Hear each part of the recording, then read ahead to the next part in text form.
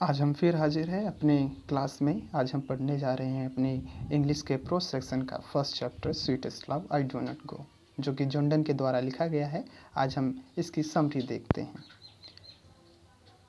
Sweetest love I do not go is a love poem which has been written by Jordan. Sweetest love I do not go एक प्रेम poem है जो कि Jordan के द्वारा लिखा गया है। ही is a metaphysical point. Jordan जो हमारे हैं वह मेटाफिजिकल पॉइंट के नाम से जाना जाता है। आपसे क्वेश्चन भी पूछ लेगा ऑब्जेक्ट के रूप में। So he is a metaphysical point. Metaphysical का अर्थ है वो एक आध्यात्मिक कवि है। ही बिलोंग टू इंग्लैंड, और वह इंग्लैंड से बिलोंग करते हैं, इंग्लैंड के रहने वाले हैं। His father was dead when he was only 4 years old. उसके पिताजी की मृत्यु हो जाती है जब वो 4 साल के होते हैं। और he is well known for sonnet. Sonnet, वो एक सोनेट के लिए जाने जाते हैं। सोनेट वैसी कविता को बोलते हैं जिसमें 14 लाइन की कविता होती है और पूरी बात उस 14 लाइन की कविता में ही कह दी जाती है। सेकंड स्टैंजा देखते हैं। In this poem he talk about love. जो हमारा sweetest love I do not गो जो चैप्टर है, इस पोएम के अंदर सिर्फ प्यार की बात करते हैं Jordan. Here he has shown the moment when he depart from his beloved any for a short time. यहाँ पे वह उस पल के बारे में बात करते हैं जब वो अपनी पत्नी, अपनी प्रेमिका एनी से दूर होते हैं थोड़े पल के लिए, थोड़े समय के लिए। जब वो फ्रांस चले जाते हैं, उस दौरान जो उन्हें दिक्कत होती है, जो परेशानी एनी को सहना होता है, उसी के ऊपर बारे में इन्होंने चर्चा की है। He says that separation is just like a short sleep note of and of love. कहते हैं अपनी एनी को कि he says that separation is just like short slip. कहते हैं कि जो हमारा दूर जाना है, अलग होना है, बस एक छोटे से नींद के बराबर है। Not the end of love, ये हमारे प्यार का ख़त्म नहीं है। He says he loved not to be gloomy. कहते हैं कि तुम्हें उदास होने की कोई ज़रूरत नहीं है। ही वुड रिटर्न सून, मैं बहुत जल्द आ जाऊँगा। Because he has more desire than sense the सन।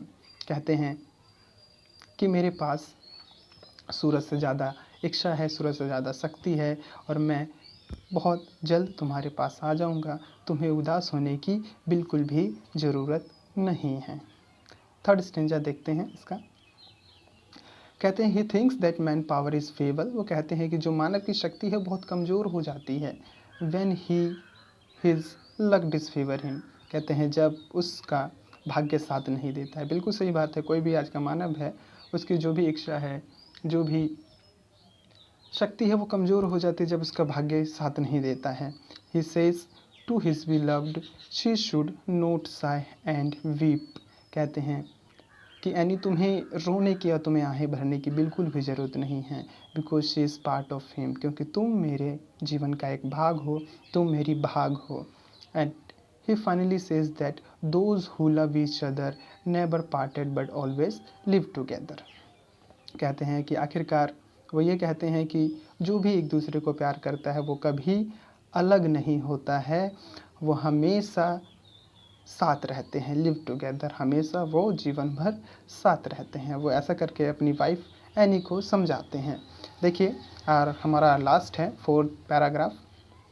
देखिए, कभी भी समरी लिखने में एंड एक अच्छा होना चाहिए, तभी आपका जो एग्जामिनर है आपको अच्छे मार्क्स देगा। ठीक है, तो एंड हमेशा ऐसे ही करिएगा। Finally sweetest love I do not go is a awesome poem. कहते हैं कि आखिरकार जो sweetest love I do not गो है एक बहुत बेहतरीन पोएम है। It shows a very wonderful love story. इस पोएम में, इस कविता में हमें एक बहुत बेहतरीन प्रेम की कहानी को पढ़ने का, जानने का मौका मिलता है। It teach the real meaning of love. जो हमारी sweetest love I do not गो है, वो हमें प्रेम की सही परिभाषा सिखाता है, प्रेम का सही मीनिंग सिखाता है। तो आई होप आपको अच्छे से समझ में आया होगा। एक बार और देख लीजिएगा वीडियो, ताकि आपको बिल्कुल अच्छे से समझ आ सके, अंडरस्टैंड हो सके। वीडियो देखने के लिए बहुत बहुत धन्यवाद। Thank you.